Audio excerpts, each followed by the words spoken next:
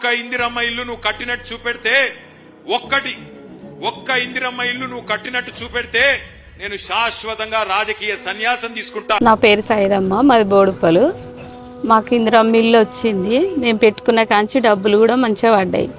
కాంగ్రెస్ ప్రభుత్వం ఇచ్చింది కాబట్టి మంచిగా జరిగింది. ఇల్లు కూడా రేవంత్ రెడ్డి వచ్చినందుకు మాకు ఇల్లు ఇచ్చిండు. ఒక రూమ్తో చాలా ఇబ్బంది పడుతుండే. కాంగ్రెస్ ప్రభుత్వం రావడం వల్ల మేము రూమ్ తీసేసుకొని ఇల్లు కట్టుకున్నాము. వజ్రేష్ యాదవ్ గారి నాయకత్వంలో మాకు ఇల్లు వచ్చింది. మంచిగా ఉందిగా ఇప్పుడైతే చాలా సంతోషంగా. కేటీఆర్ గారు ఏదో అసలు ఏం మాట్లాడుతున్నా అర్థం కాక ఇందిరా మిల్లు మన జిహెచ్ఎంసీలో ఒక్క ఇందిరా మిల్లు కూడా ఇయ్యలే అని చెప్పేసి ఏదో మాట్లాడుతున్నాడు. నేను తక్షణమే కేటీఆర్ గారు రాజీనామా చేయమంటున్నాను. ఎందుకంటే మా బోడుపల్లి సర్కిల్లో దాదాపు ఇందిరా మిల్లులు 302 ఇల్లులు శాంక్షన్ వచ్చినాయి. దాంట్లో 200 హౌజెస్ కన్స్ట్రక్షన్లో ఉన్నాయి. దాంట్లో కూడా ఆల్మోస్ట్ ఒక 100 ఇల్లులు కూడా కంప్లీట్ అయిపోయి వాళ్ళకి మొత్తం బిల్లులు వచ్చినాయి.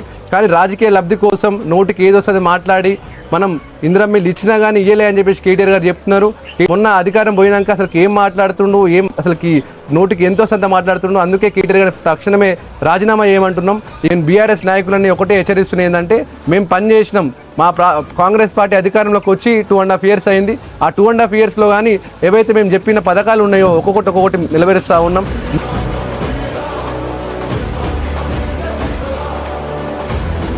జై కాంగ్రెస్.